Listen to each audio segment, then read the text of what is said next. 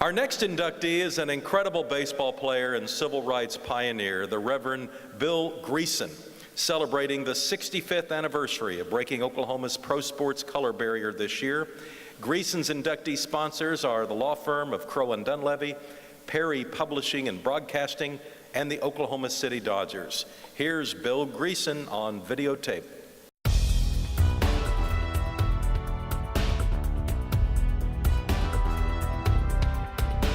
Bill Greason was born in Atlanta, Georgia, and served in the United States Marine Corps in the 66th Supply Platoon, an all-African-American unit in the Pacific Theater in World War II.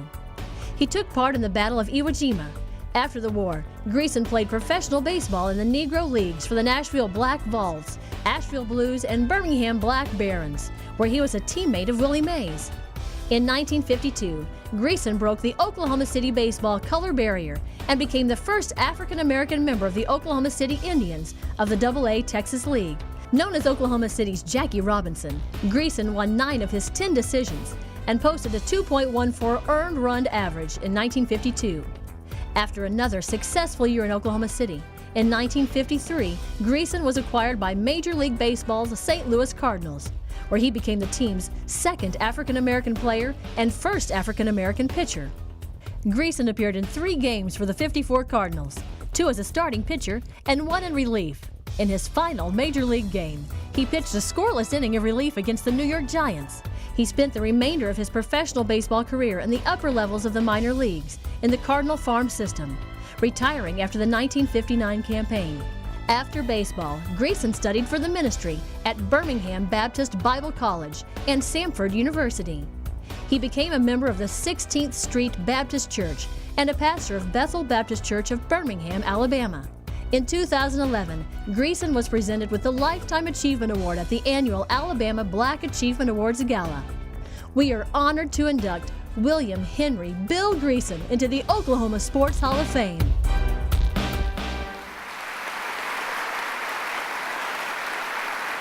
And the Reverend will be presented into the Hall of Fame by columnist Berry Tramel. Berry. Welcome. 11 or 12 years ago, I discovered a fact that I did not know was the Oklahoma baseball color line had been broken by a man named Bill Greason. And I made a couple of calls and discovered that Bill Greason was alive and well living in Birmingham, Alabama. Not too long after that, OSU played a football game down at Troy, Alabama.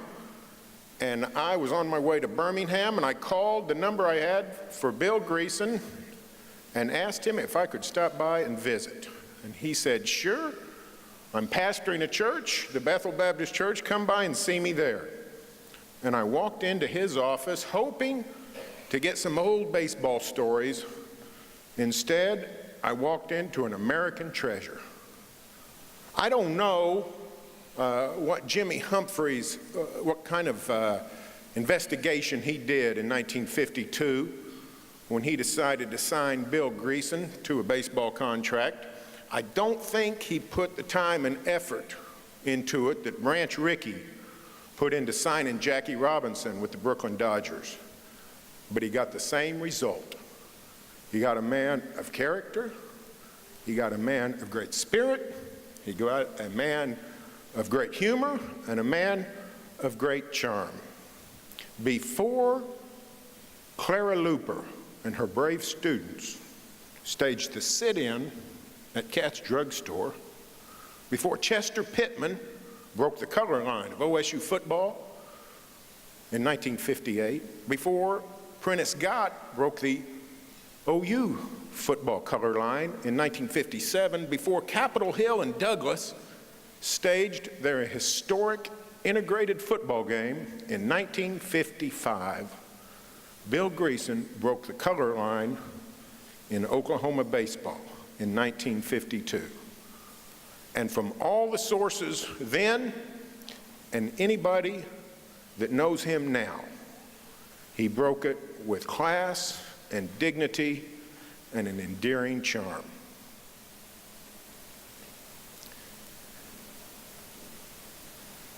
Bill Greason made a major impact in Oklahoma City. But Oklahoma City didn't really make a major impact on Bill Greason. We were just a blip on his remarkable life. Before he ever got here, he fought in the Battle of Iwo Jima. And he played Negro League baseball. And he was back in the Korean War, although he didn't have to fight this time. One of his commanders discovered his baseball ability and said, "You're on my baseball team." So he got out of the fighting because of his great right arm. After Oklahoma City, he played for the Southern cultured St. Louis Cardinals, which was no easy task. After baseball, he was a member of the 16th Street Baptist Church in Birmingham. The morning the bomb went off and killed 4 girls.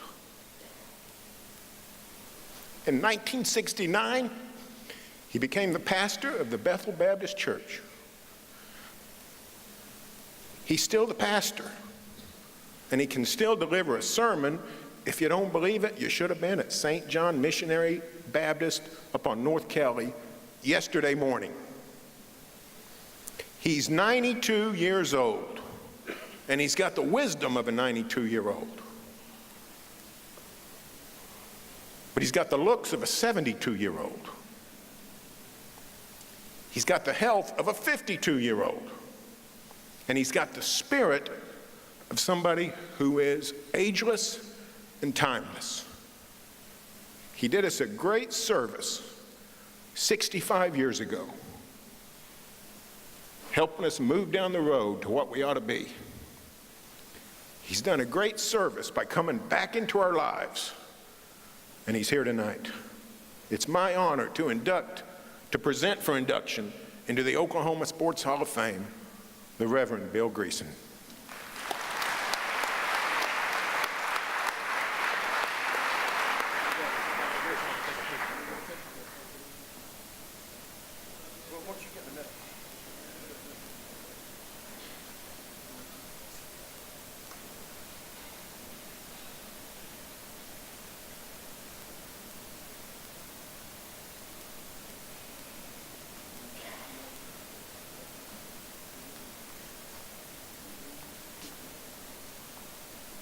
All yours.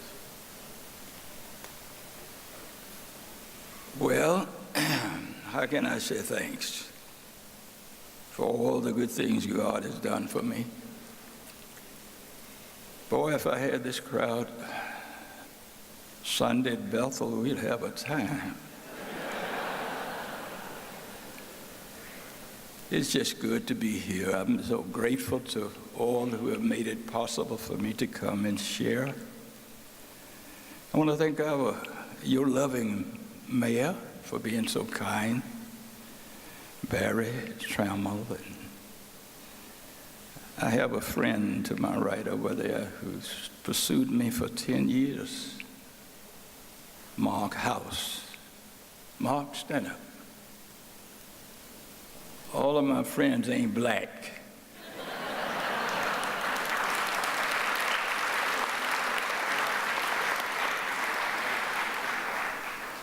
It's just good to be thought of after so many years. I came here out of the Marine Corps. I had served during the Second World War, and I was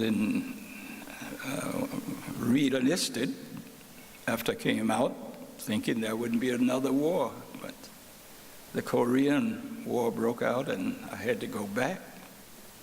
And because I had played baseball with the Birmingham Black Barons, with Willie Mays as my good friend, who's still my good friend, and we commune with each other, my company commander, I had to try to convince him to let me go to Korea because I was angry. Who wanted to go back to a windless war? But he wouldn't allow me to go. He said he heard I played baseball, and he said, "You're going to play on my baseball team now. Get out of here." And he put me in the mess hall for 30 days. That's a disciplinary action that they put on you in the Marine Corps. And so I played with Camp Lejeune And one of my teammates was Bob Grimm, who pitched for the New York Yankees. And some scout saw me and called Mr. Jimmy Humphreys here. And he said, I got a black, colored, Negro fella who played baseball. He's going to get out of service soon. You notice I didn't worry about the color. It has to do with the character. And he invited me to come, and we went up to Guthrie, Oklahoma, I believe it was, somewhere up there, to a prison to pitch against that team. And I did pretty good. So we came back, and he signed me to a contract. My contract was $500.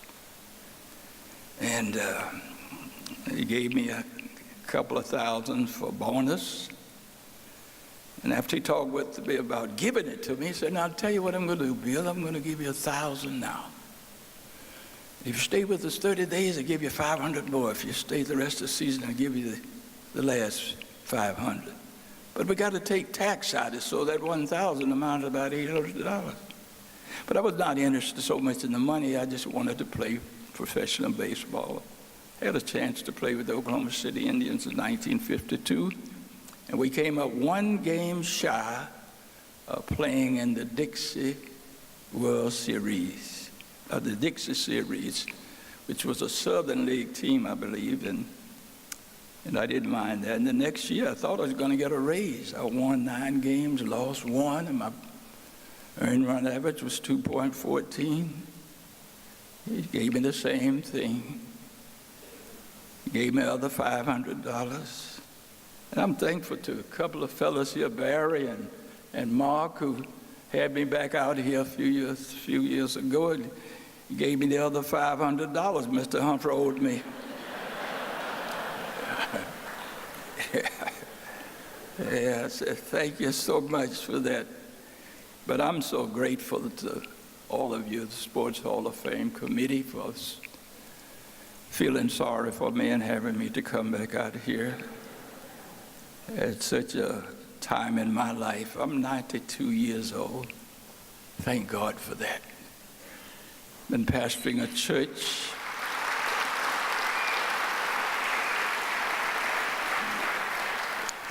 I've been pastoring a church, the church where I am now, Bethel Baptist Church. I was a member of the 16th Street Baptist Church, and the Sunday that it was bombed, I snuck off to play with a semi-pro team. But that's my home church even now.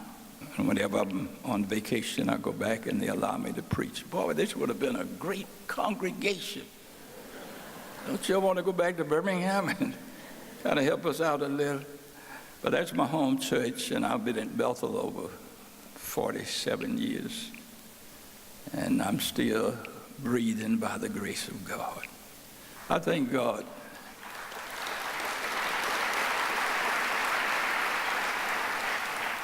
I thank God that I'm still upright.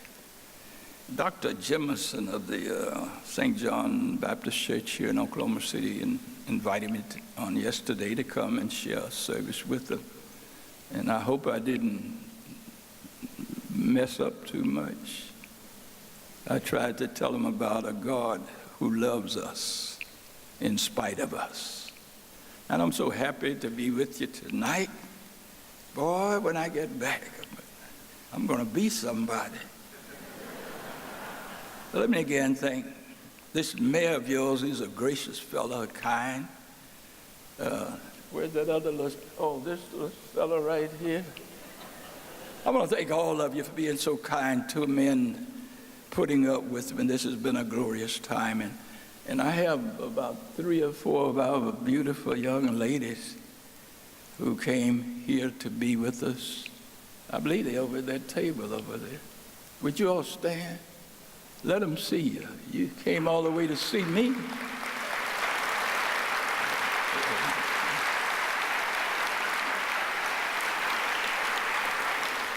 Well, I've said enough. I guess I'll go back where I was. And thanks to all of you for being so kind to us. And I've enjoyed being here. And I thank you for caring enough for me to select me as an inductee to the Oklahoma Hall of Fame. God bless all of you.